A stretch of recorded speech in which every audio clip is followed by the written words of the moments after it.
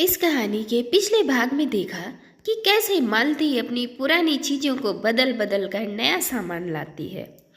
इसी बीच उसके दिमाग में एक बात सूझती है कि वह अपना पुराना ससुराल भी बदल दे। इस बीच उसकी एक अपनी पुरानी सहेली से बात होती है जो मालती को उसकी ससुराल में जाने के लिए कहती है और मालती इस बात के लिए तैयार भी हो जाती है।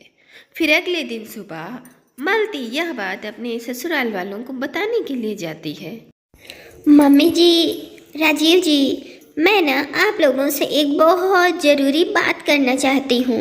मेरे दिल में वो बात है जो मैं आप दोनों से करना चाहती हूँ। हाँ हाँ, बोलो ना मालती, क्या बात है? क्या कुछ नया चाहिए था तुम्हें? हाँ, नहीं, मेरा मतलब है कि मैं कुछ दिनों के लिए अपनी सहेली दामिनी के ससुराल में जाकर रहना चाहती हूँ।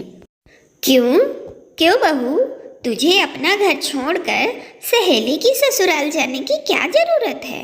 वो क्या है ना मम्मी जी, दामिनी ने ही मुझे ऐसा करने के लिए कहा है।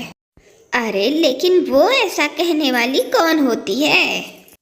कहीं ऐसा तो नहीं मालती कि तुम नई जगह रहने के चक्कर में वहां जा रही हो?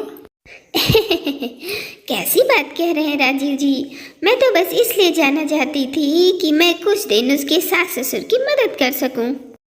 वो क्या है ना, दामिनी बाहर जॉब करती है और वह अपनी ससुराल नहीं आ पाती, तो मैं सोच रही थी कि मैं ही कुछ दिन जाकर उनकी मदद कर देती हूँ।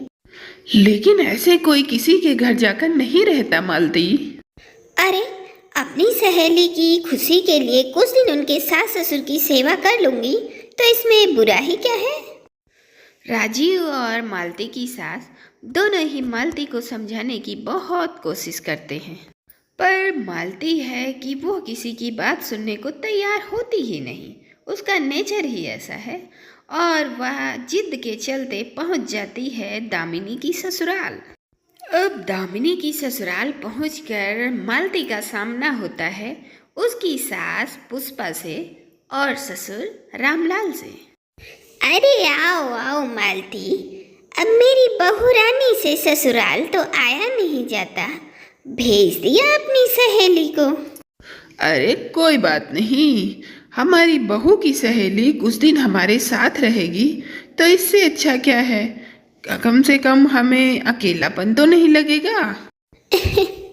आप चिंता मत करिए, आप दोनों को हमारे साथ रहना बहुत अच्छा लगेगा। आप जानते हैं, मैं ना बहुत अच्छा खाना बना लेती हूँ, इसीलिए ना मेरी सास मुझसे बहुत खुश है। अगर तुम्हारी सास तुमसे इतना खुश है तो तुम यहाँ क्यों आई हो? वो क्या है ना आंटी जी, मैं पुरानी चीज़ों से बहुत जल्दी बोर हो जाती हूँ, तो मैं मन ही मन में सोच रही थी कि क्यों ना मुझे नया ससुराल मिले, इसलिए मैं यहाँ आ गई। अरे वाह वाह, बड़ी कमाल की लड़की हो तुम। भला कोई अपना परिवार और ससुराल इस तरह से बदलता है जैसे तुम तो पुराने कपड़ों को बदल दिया जाता है उसी तरह से अपना घर भी बदल दिया। ये तो मैं पहली बार देख रहा हूँ कि कोई लड़की अपना ससुराल भी बदल देती है। पर अंकल जी, आपके लिए तो अच्छा है ना, कुछ दिन आपका मन भी लगा रहेगा और आपको अच्छा अच्छा खाना खाने को भी मिलेगा। लेकिन मालती, याद रखना कि मुझे डायबिटीज है, खाने में जरा भी गड़बड़ हुई तो मेरी तबीयत बिगड़ सकती है। अरे अंकल जी, अब आप इस बात की बिल्कुल चिंता मत करिए, मैं इसका खास ख्याल रखूंगी। देखो बेटा, मुझे ना रोजाना नई नई चीजें खाने का शौक है। अब भगवान की दया से मुझे किसी प्रकार की कोई बीमारी नहीं, इसलिए तुम जरा खाना सोच समझ कर बनाना। जी जी, ठीक है ठीक है। वो रहा सामने तुम्हारा कमरा, मेरा मतलब मेरी बहू दामिनी का कमरा। अब वो तो यहाँ रहती नहीं, तो तुम उसको यूज कर सकती हो। अब मालती जैसे ही उस कमरे में जाती है वहां जाकर वह बहुत खुश हो जाती है। अरे वाह, मजा आ गया, नया कमरा, नया बिस्तर, सब कुछ कितना नया नया है। अरे वाह, इस कमरे की खिड़की के बाहर से तो बाहर का नजारा भी नजर आता है। अरे वाह वाह मालती, तेरी तो मौज हो गई। तभी अचानक से मालती को पुष्पा की आवाज़ सुनाई देती है। अरे मालती, जरा मेरे लिए चाय नाश्ता तो बना कर लाओ। क्या? अभी तो रात के 11 बज रहे हैं और अभी आंटी जी को चाय नाश्ता चाहिए? अब मालती कमरे से निकलकर बाहर आती है। आंटी जी, रात को 11 बजे आपको चाय नाश्ता चाहिए? हाँ, मुझे चाय पिए बगैर नींद नहीं आती। अब जल्दी से मेरे लिए चाय और गर्मा गर्म पकौड़े ले आओ बेटा। अब मालती पुष्पा के लिए चाय पकौड़े बनाकर लाती है और अपने कमरे में चली जाती है। लेकिन सुबह के 4 बजे अचानक उसे अपने कमरे की दरवाजे पर अचानक से किसी की खटखटाने की आवाज़ आती है। कौन है इतनी रात में? मुझे क्यों जगा रहे हो? अरे मुझे बहुत नींद आ रही है। अरे बेटा, जरा बाहर तो आओ, मुझे तुम्हारी मदद चाहिए थी। अब मालती कमरे से निकलकर बाहर आती है। क्या हुआ अंकल जी? अभी तो ठीक से सुबह भी नहीं हुई। अरे कुछ नहीं बेटा, वो क्या है ना, मुझे रोज सुबह 4 बजे मॉर्निंग वॉक पर निकलना होता है। उसके लिए मुझे एक गर्मा गर्म कॉफ़ी चाहिए होती है, तो जल्दी से मेरे लिए कॉफ़ी बना कर ले आओ बेटा।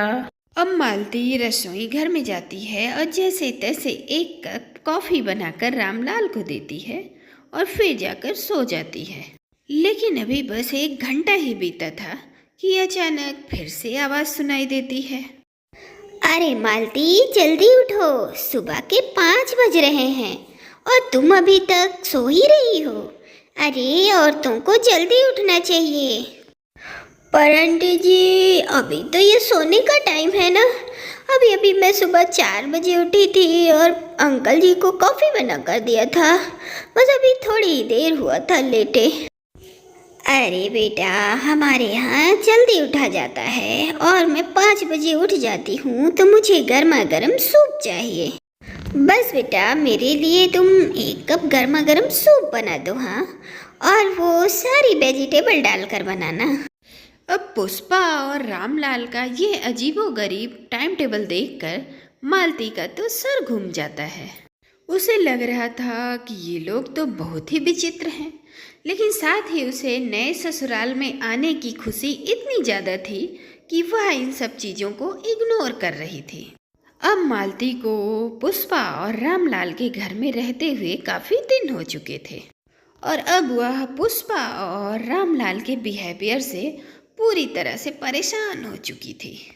लेकिन उसे नए ससुराल में रहने का जो भूत उसके सर पे सवार था, उसके आगे उसे कुछ नहीं सूझ रहा था। फिर एक दिन सुबह के वक्त, वो क्या है ना बहू, आज मुझे कुछ मीठा खाने का मन कर रहा है, तो तू ऐसा करना, आज कुछ मिठाई बना देना। वो क्या है ना आंटी जी, आज ना मेरे सिर में बहुत दर्द हो रहा है और मेरी तबीयत भी ठीक नहीं है। अरे, इस उम्र में तुम्हारी तबीयत ठीक नहीं है? अच्छी खासी भली चंगी तो हो, नौजवान हो, और इसी उम्र से तुम्हारा ये हाल है? पुष्पा बिल्कुल ठीक कह रही है। अगर पुष्पा का मिठाई खाने का मन है तो तुम उसके लिए कुछ मीठा बना दो, और सुनो, मेरे लिए साथ में शुगर फ्री मिठाई बना देना। लेकिन अंकल जी, मेरी तबीयत आज वाकई में नहीं ठीक है। सिर में दर्द है और हल्का बुखार भी लग रहा है। अरे कुछ नहीं होता, बस एक दवा खा लेना, सब ठीक हो जाएगा। और वैसे भी तुम्हें नया ससुराल चाहिए ना, तो उसके लिए तो कुछ करना ही पड़ेगा। अब पुष्पा और रामलाल की बातें सुनकर मालती को अपनी सासू माँ की याद आती है। जब भी मालती की तबीयत ठीक नहीं होती थी तो राजीव और उसकी सासू माँ कभी भी उससे घर का काम करने के लिए नहीं कहते थे। अब जैसे तैसे मालती किचन में जाती है और पुष्पा और रामलाल के लिए खाना बनाती है, और जैसे ही वह खाना बनाकर बाहर आती है तो सोफे पर आकर बैठ जाती है। अच्छा सुनो मालती, तुम अभी बाजार चली जाओ। ये कुछ सामान की मैंने लिस्ट बना दी है, तुम बाजार जाकर इसे ले आना। ये बहुत ज़रूरी सामान है मालती, ये तो तुम्हें अभी जाकर लाना होगा। लेकिन मैंने आप लोगों को बताया ना, मेरी तबीयत बिल्कुल ठीक नहीं है, मुझे काफ़ी वीकनेस फील हो रही है। अरे मालती बेटा, हम सब समझते हैं। अगर जरूरी नहीं होता तो हम कौन सा तुझे जाने के लिए कहते हैं। अब पुष्पा और रामलाल की बातें सुनकर मालती को बहुत बुरा लगता है, पर अफसोस वह सामान की लिस्ट लेकर बाजार पहुंच जाती है और वहीं बाजार में चक्कर खाकर गिर जाती है और वह बेहोश हो जाती है। अब जब मालती की आंख खुलती है तो वह अपने पुराने ससुराल में थी और सामने उसकी सासू माँ और राजीव खड़े थे। क्या बात है मालती बेटा, तुम ठीक तो हो ना? भगवान का लाख लाख शुक्र है कि मैं भी उस वक्त बाजार में थी और मैंने तुम्हें बेहोश पड़ा हुआ देख लिया, वरना न जाने क्या होता। मालती, तुम कितनी कमजोर लग रही हो और इस हालत में तुम्हें बाजार में घूमने की क्या जरूरत थी? मैं यहाँ कैसे आई? मैं तो अपने नए ससुराल में थी ना। अब नए ससुराल की जिद छोड़ो बेटा, और तुम मुझे ये बताओ कि इतनी कमजोरी में तुम्हें बाजार में घूमने की क्या जरूरत थी? मम्मी ने तुम्हें बाजार में बेहोश पड़े हुए देख लिया, लोगों की भीड़ इकट्ठा हो गई थी। वो तो अच्छा है मम्मी ने तुम्हें पहचान लिया और अपने घर ले आई। अब मालती अपनी सास और पति की बात सुनकर रोने लगती है। अरे क्या बात है मालती बेटा, तुम्हारी तबीयत ठीक नहीं है तो मुझे बताओ, इसमें रोने वाली क्या बात है? मुझे माफ कर दीजिए मम्मी जी, नए ससुराल की लालच में मैंने आपको और राजीव जी को छोड़कर वहाँ रहने का डिसीजन लिया। मुझे ये समझना चाहिए था कि फैमिली कभी भी नई और पुरानी नहीं होती और न ही ससुराल। मैं अब कभी किसी चीज की जिद नहीं करूंगी और न ही नए ससुराल की। मुझे अपनी फैमिली की इम्पोर्टेंस समझ में आ गई है।